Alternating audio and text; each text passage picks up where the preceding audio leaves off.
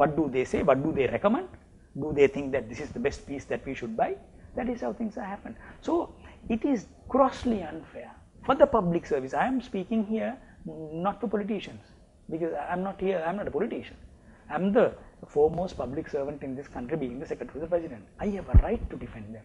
I am defending here the entire public service.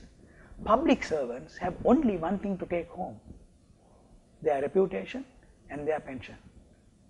You see, I can be hauled before a court if I do something wrong, even if after I am retired. There is no one who will defend me. I have to defend myself with my own money. Government is not going to give me money. So we are so careful in handling these things.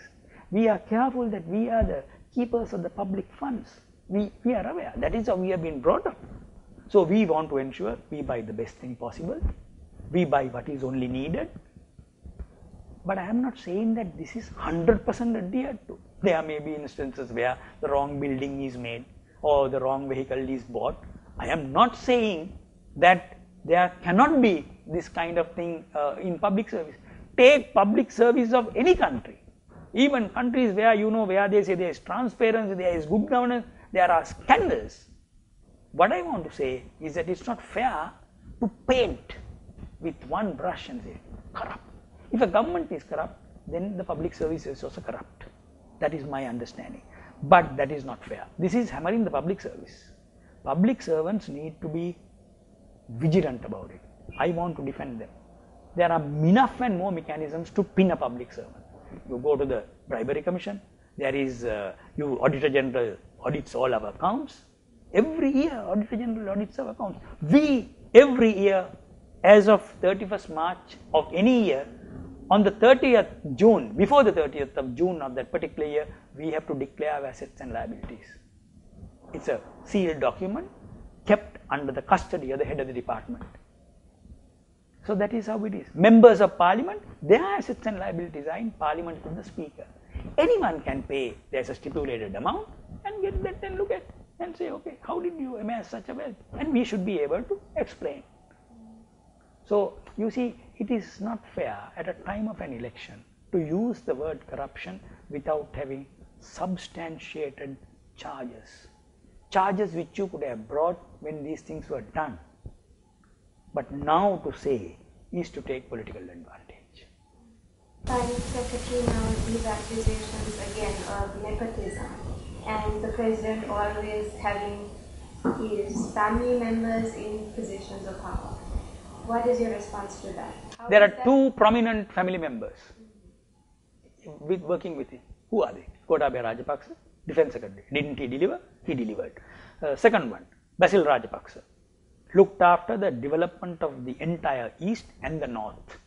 Excellent job done by any standard. You talk to independent people like the UN organizations, some of these embassies, what they say of him, because they deal with him very much. When a president comes into power, November 2005, government is not his. Government was that of former president. The parliament was not a parliament where he had a commandable majority. He had 58 of his own party. You can't go to a war, you can't eliminate terrorism where you have a weak parliament. So what did he do? He invited members. I'm coming to your question direct, but let me explain the background. He has to bring in a large number of people so that we have a comfortable majority in parliament. Why? You need to procure funds. You need to have public finance. You need to pass bills.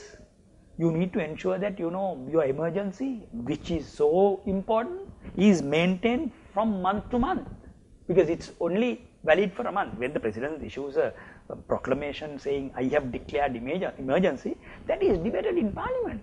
Because if the parliament doesn't want it, they can defeat. So the constitution provides for this. People are saying there is excessive powers in the executive presidency. In my understanding, if we didn't have the executive presidency, we would have never defeated the LTT. So the two members. So he comes into government, not having his own people, in the sense he hasn't worked with this group. He has to finish a job. He knows he has taken a mandate from the people. He has promised the people through Mahindra Chintana. So he brings people who are absolutely loyal to him. He knows Defence Secretary would be absolutely loyal to him, because you are fighting the most brutal terrorist outfit. lo and behold, the man delivers. Excellent defense secretary that we have in our country, because he coordinated this effort, made sure that he looks after the man who is fighting on ground, made sure that their requirements are looked after, brought in all these commanders together. The army commander, the navy commander, the air force commander, they had their own differences. The whole country knows. But how did he bring those together? Through his leadership, through his coordination. So that's one case. The other case is that. Then there are a number of other cases where they refer to. You see, coming from the south, I come from the south. There's so many that are related to each other. So you bring someone, you say he's a relation. If you really go back to former governments and start analyzing and drawing, there will also be enough and more relations. It so happened that these two people delivered, two prominent members of the family, they are being castigated. So I don't take that there has been nepotism in this government. I couldn't have been there if there was nepotism in the government. Foreign secretary couldn't have been there. Finance secretary couldn't have been there. There are so many other secretaries. Secretaries run the government. We are the chief accounting officers of the government. You see, this is why I thought I should come and be given this opportunity to talk to you. I'm so glad that you asked me this question. As a public servant, we run governments. Policy is made by the politicians. And policies often are formulated. Original formulations are done by the officials on the direction of the political hierarchy. So I totally reject this. Having two prominent members who deliver is not nepotism. Nepotism is a totally different entity altogether.